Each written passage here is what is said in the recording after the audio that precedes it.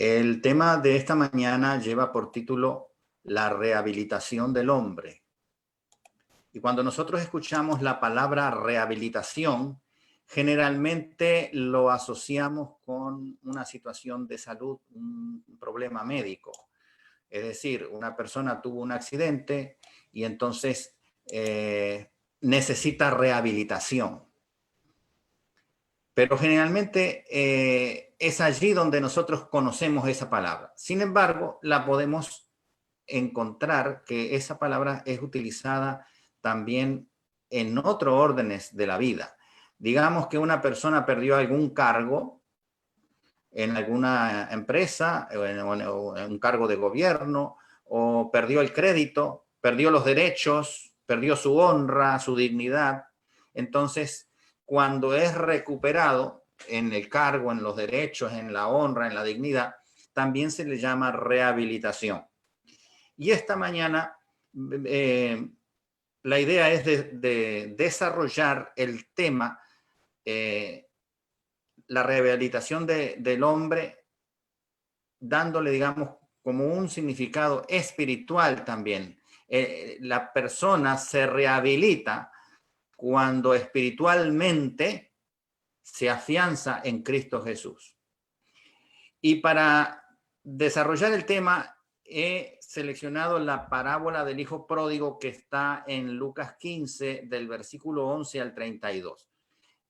Como son muchos versículos, yo voy a leer algunos, pero más o menos, generalmente esta parábola es conocida por todos. Siempre hay alguien que no la conoce porque no ha leído las escrituras, pero mayormente nosotros como adventistas sí conocemos acerca de esta parábola. Y comienza allí en el versículo 11 diciendo que un hombre tenía 2 hijos y el menor de ellos le pidió al padre su herencia por adelantado, la parte de los bienes que le correspondería cuando el papá ya no estuviera en este mundo. Así que el hijo se adelantó.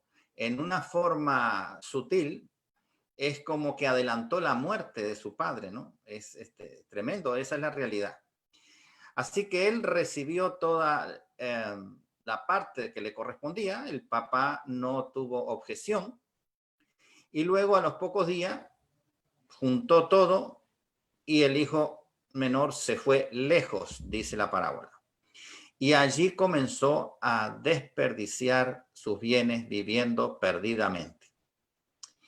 Y cuando todo lo hubo malgastado, comenzó una situación de escasez, comenzó hambre. No solo en él, sino también, dice la parábola, en aquel lugar. Fue allí donde se acerca a uno de los ciudadanos de aquella tierra por trabajo. Y el único trabajo que pudo comenzar a realizar fue cuidar cerdos. Imagínese que esta parábola la contó Jesús al pueblo hebreo, a los judíos. Y cuidar cerdos para un judío era una actividad realmente degradante. Pero él necesitaba el trabajo, tenía hambre. Tanta hambre, dice, que quería llenar su vientre con los algarrobas que comían los mismos cerdos. Imagínense la situación tan baja en que cayó este joven. Y allí es cuando él comienza a pensar.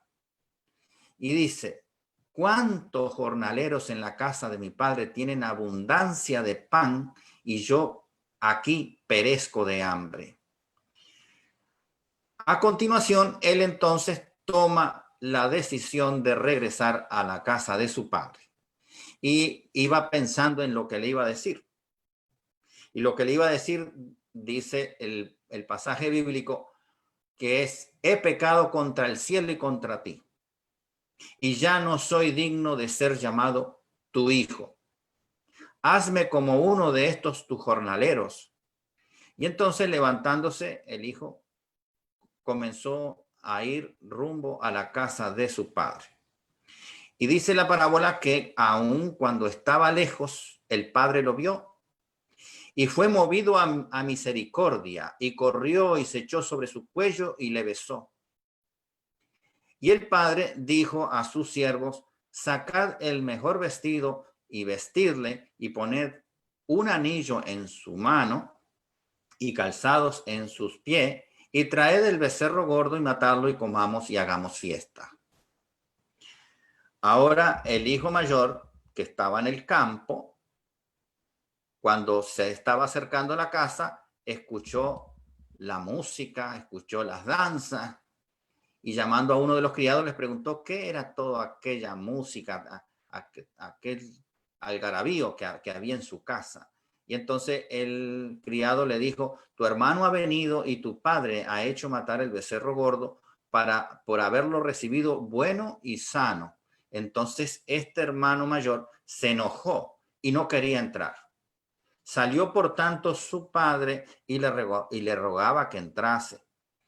El hijo mayor dijo al padre: he aquí tantos años te sirvo y no te he desobedecido jamás, y nunca me has dado ni un cabrito para gozarme con mis amigos. Pero cuando vino tu hijo, que ha consumido tus bienes con rameras, has hecho matar para él el becerro gordo. Entonces el padre le dijo: hijo, tú siempre estás conmigo y todas mis cosas son tuyas. Mas era necesario hacer fiesta y regocijarnos, porque tu hermano era muerto y ha revivido, se había perdido y es hallado. Bueno, obviamente este pasaje tiene un mensaje espiritual para cada uno de nosotros.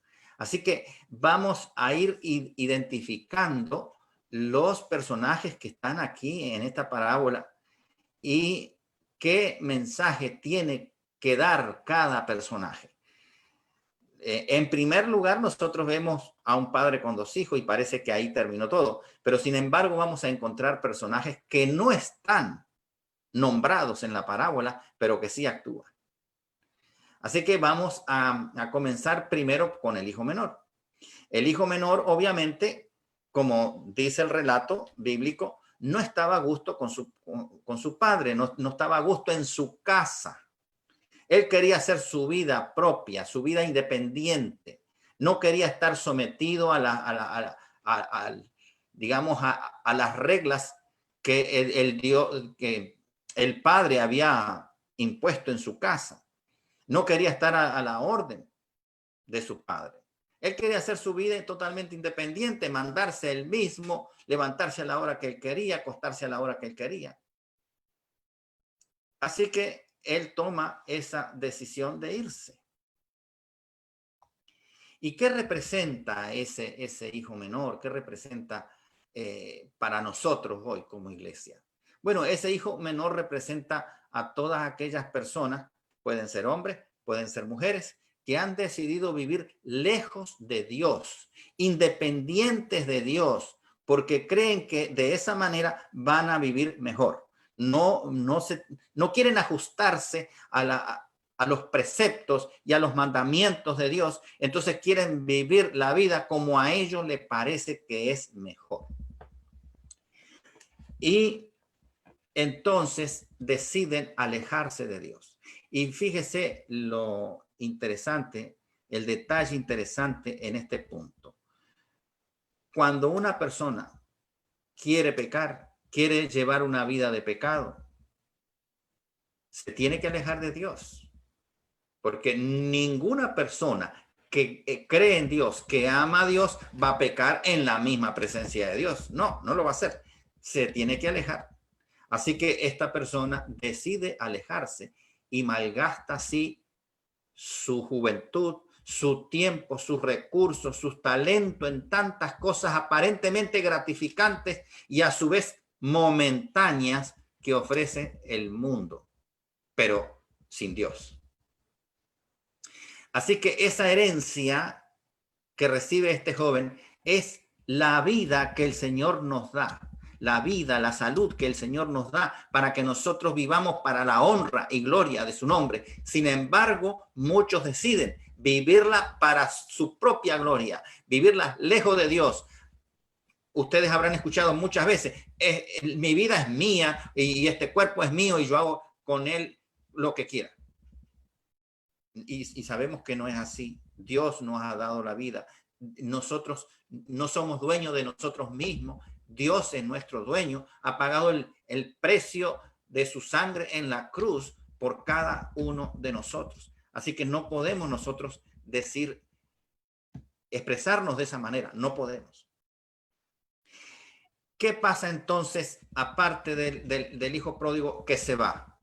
Aquí comienza un personaje que no está en la parábola, pero que sí actúa, y ese es el enemigo de Dios. Porque el enemigo de Dios comienza a lanzarle dardos de fuego. Dice allí Pablo en Efesios 6:16.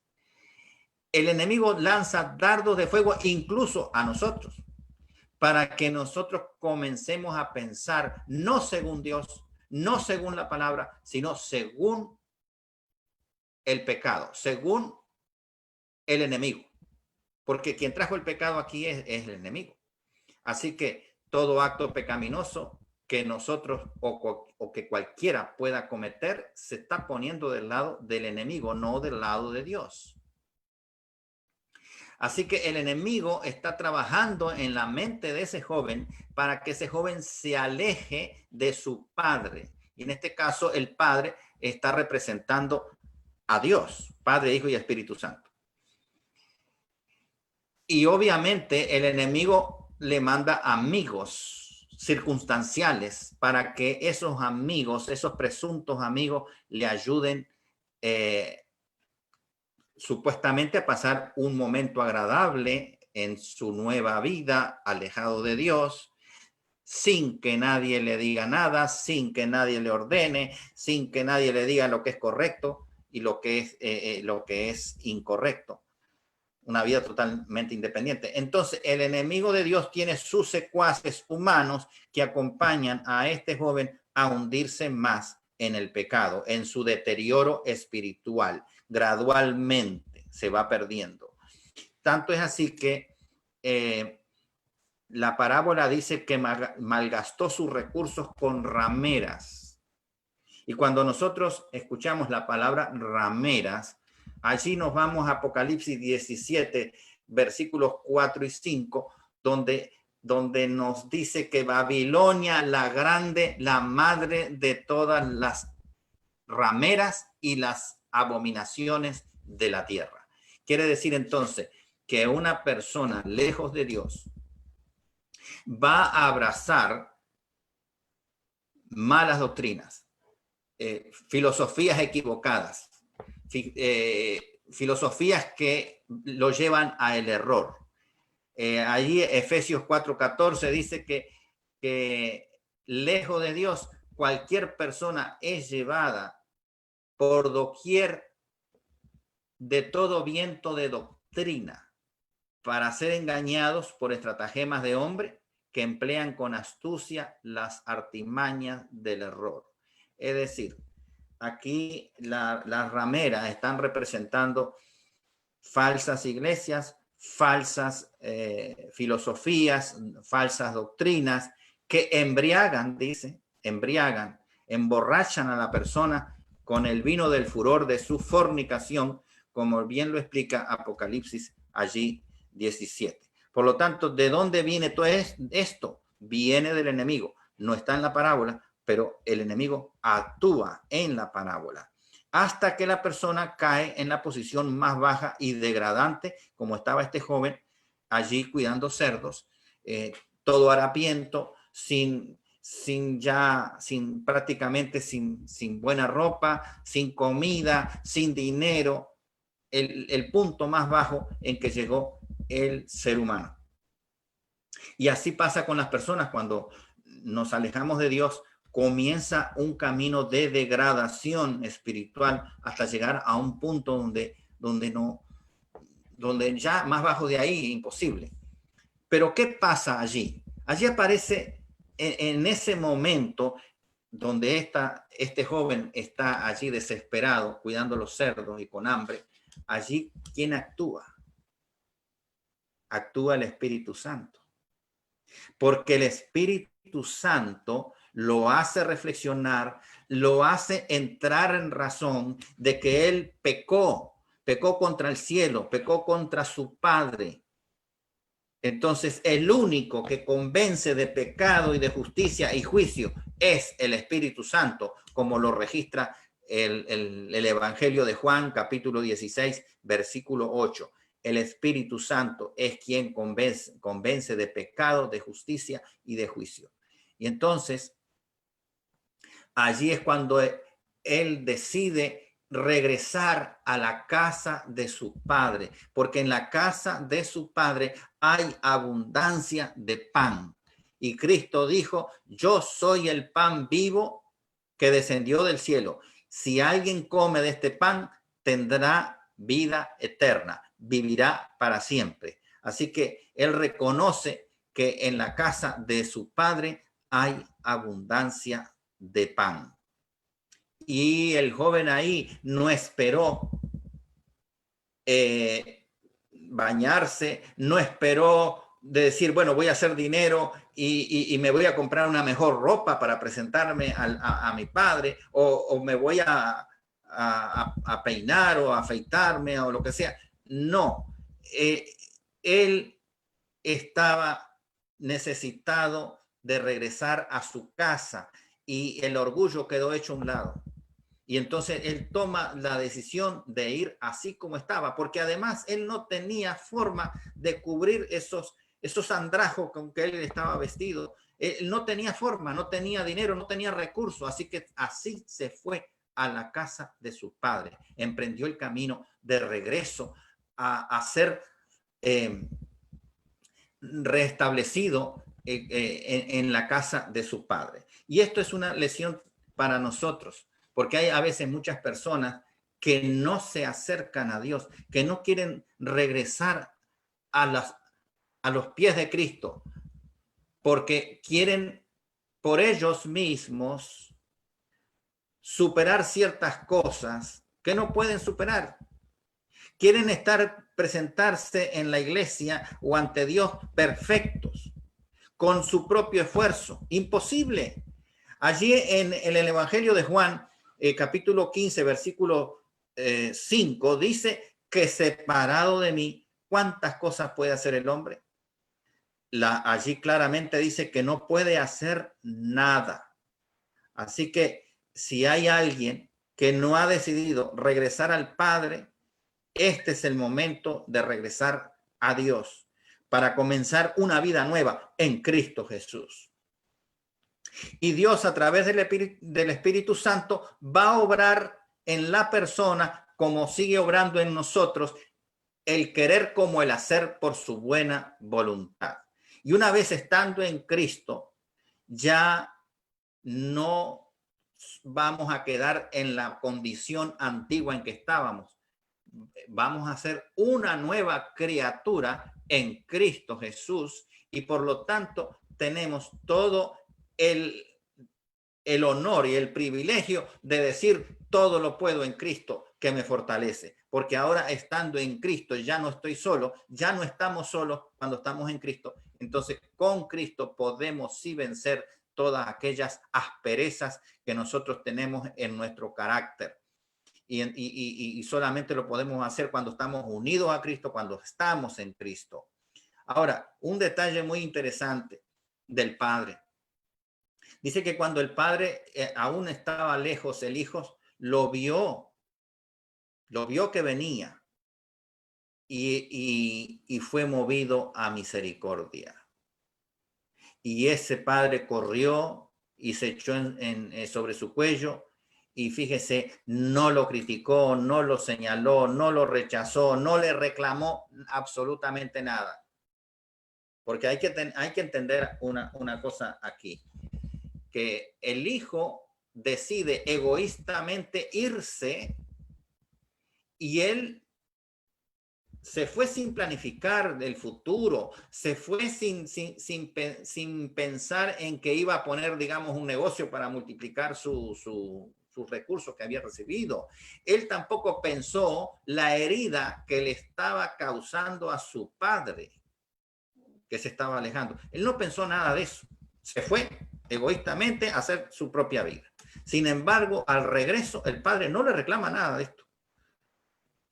Allí se muestra una gran misericordia de parte de Dios, el gran amor de Dios que tiene para la humanidad caída, porque sabe que sí, muchos somos rebeldes y nos oponemos a las cosas de Dios, pero también el Señor sabe que hay el enemigo que trabaja y que nos pone trampa para que nosotros caigamos, y entonces en vez de obedecer a Dios, lo rechacemos. Dios sabe todo eso. Así que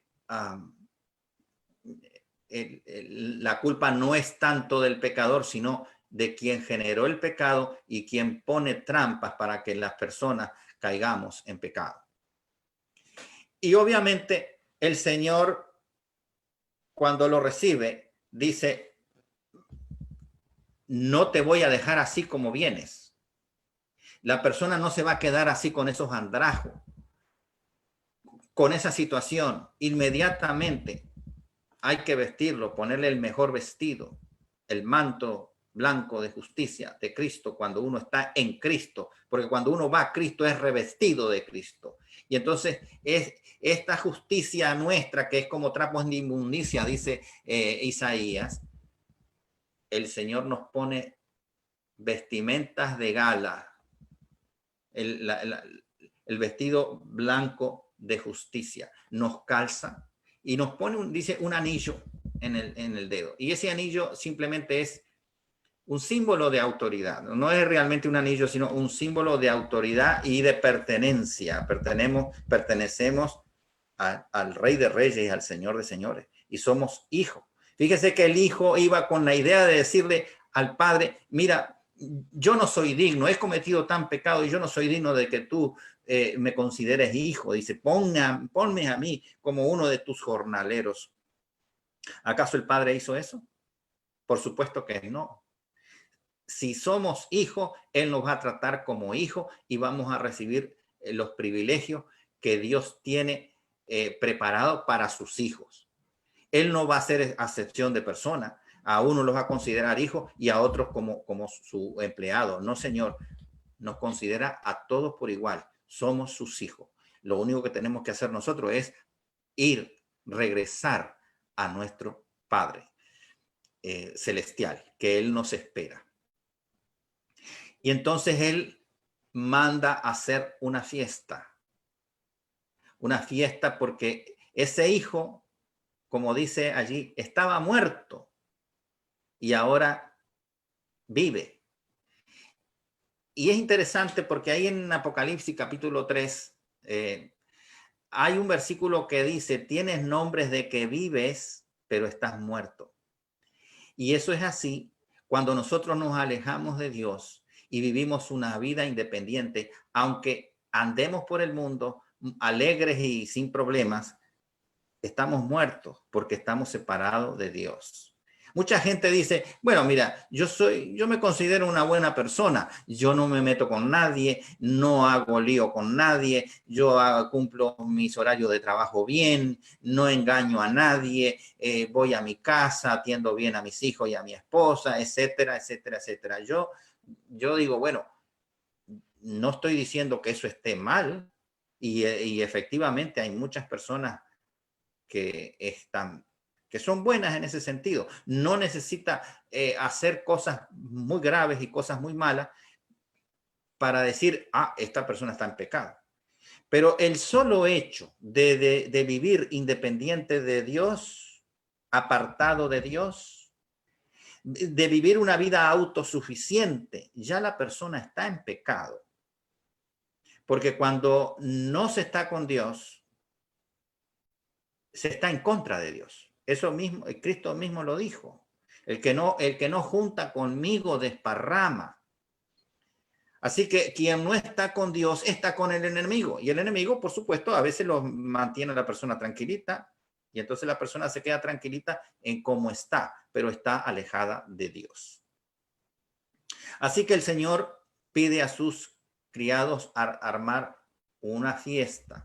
Y nosotros sabemos ahí en el mismo libro de Lucas, capítulo 15, el mismo capítulo de la parábola, el versículo 7 y 10 dice que hay gozo en el cielo cuando un pecador se arrepiente.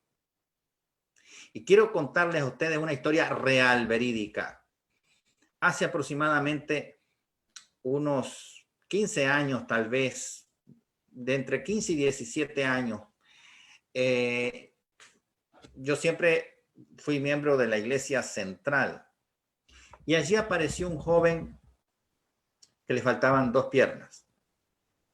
De la mitad del muslo hacia abajo no las tenía. Las 2 piernas igualitas. Y él nos cuenta la historia, tremenda la historia. ¿Cómo fue la historia? Yo se la tengo que resumir en pocas palabras.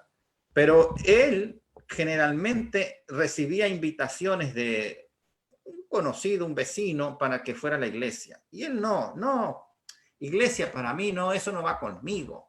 Él vivía su vida de soltero, trabajaba para drogarse, para alcoholizarse, para fumar, para andar con mujeres y andar todo el fin de semana intoxicado y perdido del mundo. Entonces él, cuando llegaba a ese estado de tan severa intoxicación, caía dormido en cualquier lugar. En cualquier lugar se caía dormido y se quedaba ahí hasta que se despertara. Porque ya no sabía ni dónde quedaba la casa. Y un día, en esas condiciones, se queda dormido nada más y nada menos que en las vías del tren. Las piernas hacia adentro de la vía y el cuerpo hacia afuera. Vino el tren y resultado, perdió las 2 piernas ahí instantáneamente. Y fue así entonces que entró a la iglesia. Tuvo que haber llegado a la degradación más baja para escuchar después la voz del Espíritu Santo. Y entonces comenzar una vida nueva en Cristo Jesús. No hace falta llegar a esos extremos. Dios nos llama con amor constantemente. Y lo que tenemos que hacer nosotros es prestar oído a su llamado constante para regresar a los brazos del Señor. El Señor no nos va a criticar, no nos va a señalar, no va a reclamarnos, porque Él no nos va a condenar, porque Él dice allí en Juan 3:17, nosotros siempre conocemos el 3:16, de tal manera amó Dios al mundo que ha dado a su Hijo unigénito, para todo aquel que crea en Él no se pierda, mas tenga vida eterna. Pero el 17 no lo leemos mucho, pero el 17 dice que Dios no mandó a su Hijo al mundo para condenar el mundo, sino que lo mandó para salvarlo. Así que si nos acercamos al Señor en la condición que nosotros estemos en ese momento, pero si en nuestro corazón hay sinceridad, hay honestidad y hay decisión de ir al Señor, vayamos como estamos. Y el Señor se encargará de sacarnos de la posición en que estábamos, allí, bien degradante, y nos va a llevar a una vida nueva en Cristo Jesús. Pero la parábola sigue con el hermano mayor.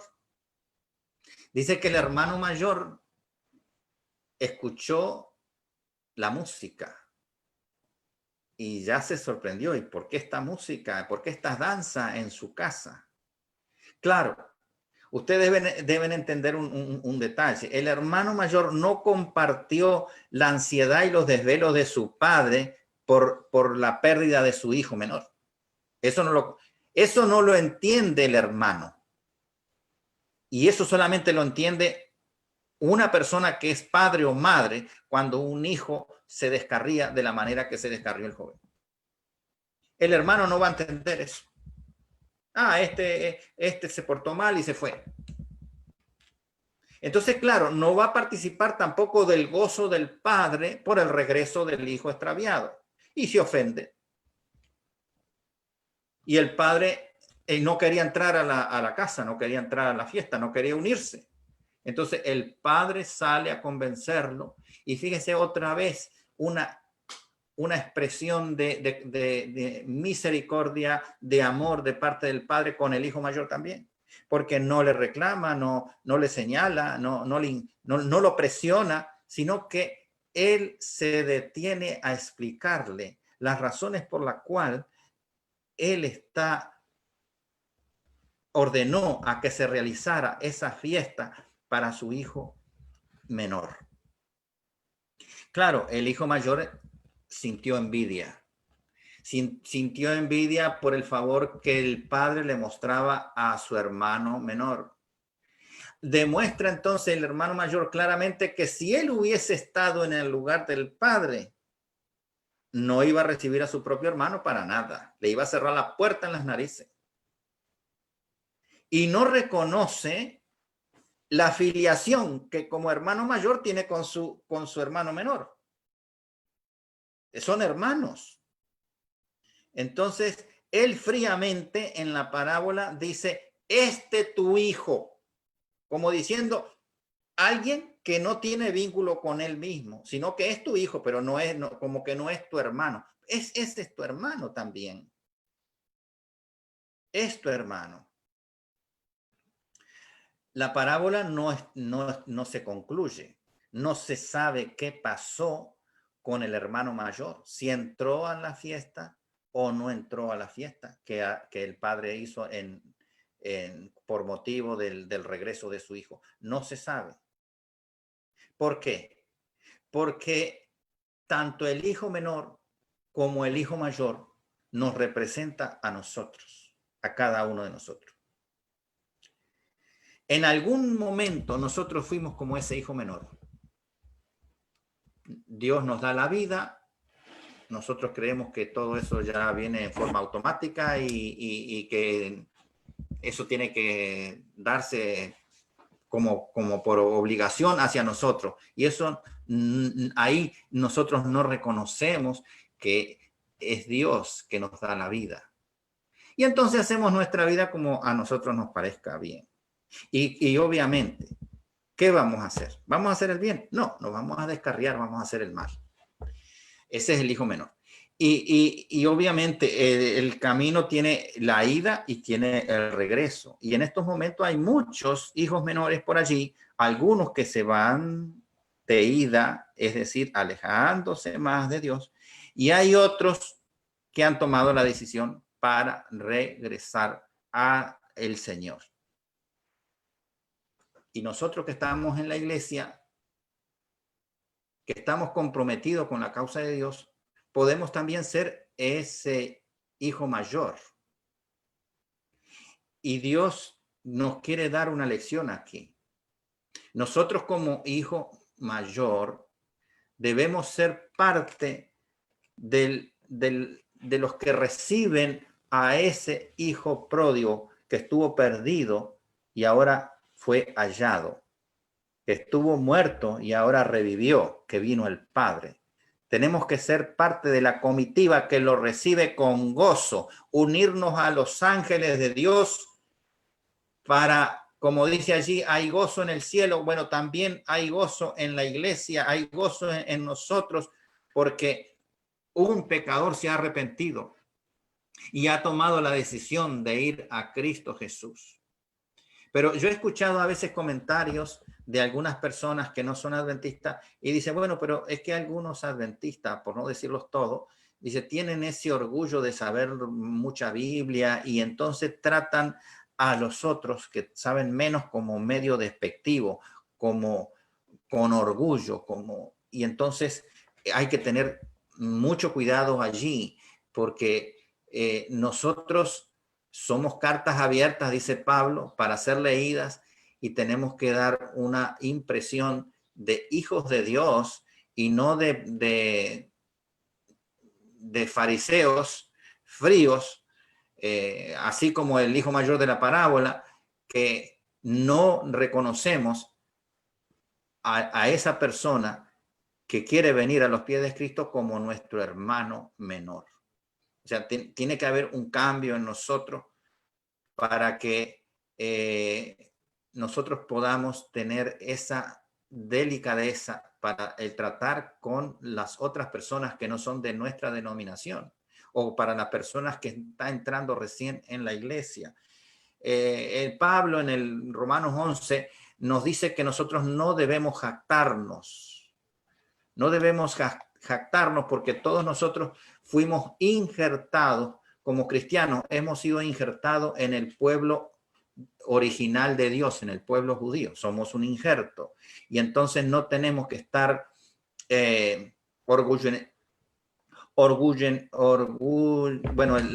tener orgullo hacia otras personas porque nos consideramos parte del pueblo de Dios y las otras personas como que están perdidas. Y no tiene que ser así, porque el Señor dice allí mismo en Romanos 11 que si Él no perdonó al pueblo escogido inicialmente y los quitó, los desmembró de la fila de su pueblo y nos injertó a nosotros, más fácil es quitarnos a nosotros que somos injertos y no somos naturales como era el pueblo hebreo. Así que no debemos jactarnos, no debemos tener soberbia contra nadie, ni contra hermanos mismo dentro de la iglesia, ni con hermanos que están fuera de la iglesia. Tenemos que imitar aquí al Padre, que en ambos casos el Padre corrió hacia el hijo menor, lo abrazó, lo besó, le puso un manto nuevo, lo calzó e hizo una fiesta. Y el mismo amor demostró con el hermano mayor, porque el hermano mayor todavía no entendía lo que estaba pasando con el padre y con el hijo, y con el hijo menor. No lo entendía. Posiblemente lo pudo haber entendido, porque la parábola quedó inconclusa. Pero ese es un mensaje para nosotros. Así que si nosotros somos el hermano mayor, tenemos que entrar a la fiesta que hace el Señor cuando un pecador se arrepiente. Hay un versículo que le quiero dejar para terminar, que está en Primera de Juan, capítulo 4, versículo 8, que dice, el que no ama no ha conocido a Dios, porque Dios es amor. Amén. Que Dios le bendiga.